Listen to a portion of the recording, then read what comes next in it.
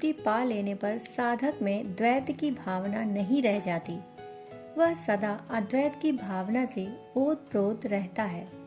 उसकी दृष्टि में मैं, तू या मेरा तेरा भी नहीं रह जाता। अद्वैत अथवा एकत्व की दृष्टि से देखने से साधक की भक्ति की दृष्टि में भगवान ही भर जाते हैं। ध्यान में, मन में, अंतर जगत में और सृष्टि के कण कण में उसे भगवान ही भगवान नजर आते हैं। अपनी निश्चल, अटल व निष्काम भक्ति से भगवत प्राप्ति करने वाले संत एकनाथ की दृष्टि भी सृष्टि के कण कण में भगवान को देखती थी, क्योंकि उनकी दृष्टि में सदैव भगवान ही भरे हुए होते थे।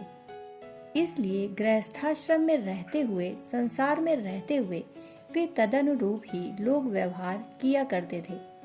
उनके द्वारा पितरों के लिए तैयार किया गया भोजन प्रसाद करुणावश दूसरों को परोस देना, अपने घर में आए हुए चोरों को भोजन कराना, कुम्हार के बच्चे को गोद में उठा लेना और उसे उसकी माता के पास पहुंचा देना, तीर्थ में ले जाने वाला जल पशु को पिलाकर उसकी प्यास बुझाना, अपने घर में आए हुए अतिथियों का भगवत भाव से आदर सत्कार करना आदि लोक व्यवहार में उनकी भगवत दृष्टि ही परिलक्षित होती है। साधक जब अद्वैत भाव से, ब्रह्म भाव से भरा हुआ होता है तो उसके चिंतन, चरित्र और व्यवहार से वे दिव्य भाव निश्चित ही परिलक्षित होने लगते हैं।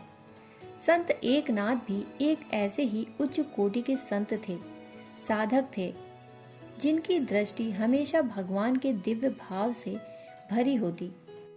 उनसे जुड़ी ऐसी कई कथाएं हैं जिनसे उनकी भगवत दृष्टि गोचर होती है और साधकों को आह्लादित भी करती है। एक ऐसी ही कथा उनसे जुड़ी है। कथा के अनुसार पैठण में एक बड़ी चतुर, सुंदर और नृत्य गायन में निपुण वेश्या रहती थी। संत एकनाथ के यहाँ भगवत भजन, कीर्तन आदि अक्सर हुआ करते, जिसमें कोई भी भाग ले सकता था। उसमें किसी के आने जाने की कोई रोक टोक नहीं थी। अपने घर में पधारे लोगों को हरि कीर्तन करते हुए देखकर, सुनकर संत एकनाथ के आनंद की कोई सीमा न होती। स्वयं हरि कीर्तन करते हुए और दूसरों को हरि कीर्तन करते हुए देखकर वे आह्लादित हो उठते। संयोगवश पैठण में रहने वाली वह वेश्या भी उनके संकीर्तन में आने लगी। वह उनके सत्संग में आकर उनके उपदेश श्रवण करने लगी।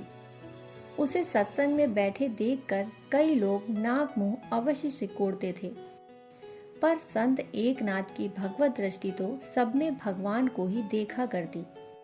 संत एकनाथ के सत्संग ने धीरे धीरे उस वेश्या पर अपना असर दिखाना प्रारंभ कर दिया। एक दिन संत एकनाथ ने पिंगला की कथा सुनाई। कथा का उस वेश्या पर बहुत अधिक असर हुआ और उसे ऐसा लगा मानो उसके चित्त में कोई बड़ी घटना घट गई हो। पिंगला के समान उसके मन में भी वैराग्य उत्पन्न हुआ और उसे अपने पेशे से घृणा हो गई। वह सोचने लगी कि रक्त मांस से बना मनुष्य का यह शरीर मल मूत्र से भरा है, पर फिर भी कभी जी नहीं भरा। कितनी अभागिन हूँ मैं।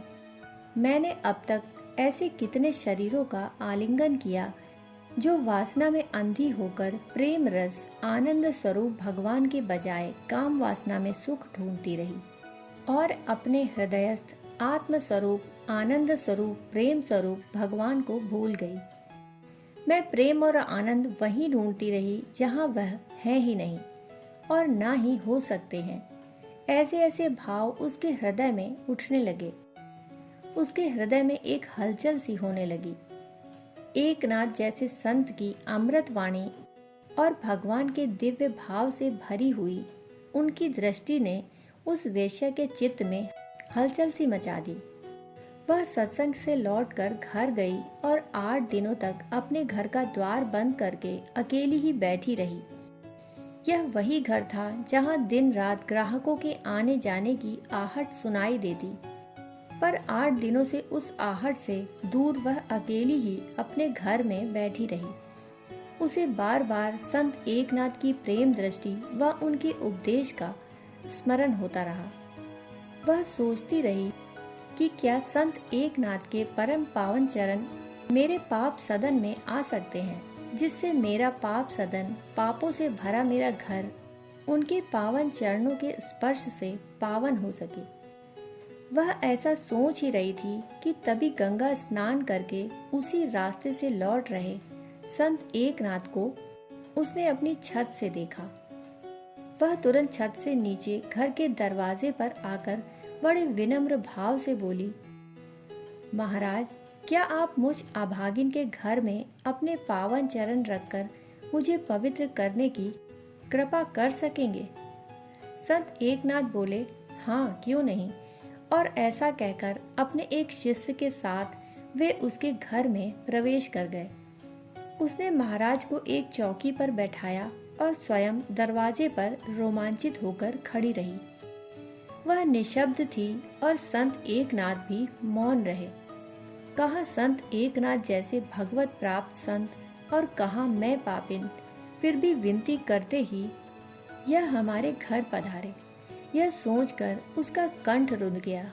जैसे सूर्य के समक्ष अंधकार नहीं टिकता, वैसे ही संत एकनाथ जैसे भगवत कोटि संत के दर्शन से मानो उसकी हृदयगत सारी पाप वासनाएं मिट गईं।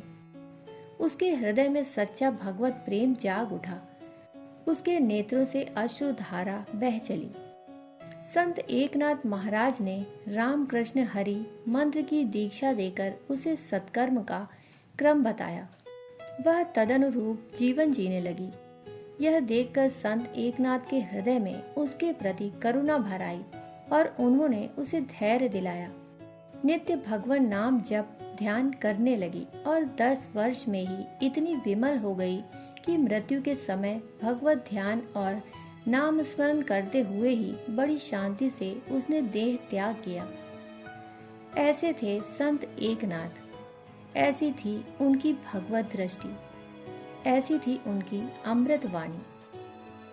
कहानी सुनने के लिए आप सभी का बहुत बहुत आभार। फिर मिलते हैं ऐसी ही कहानी के साथ। तब तक के लिए धन्यवाद।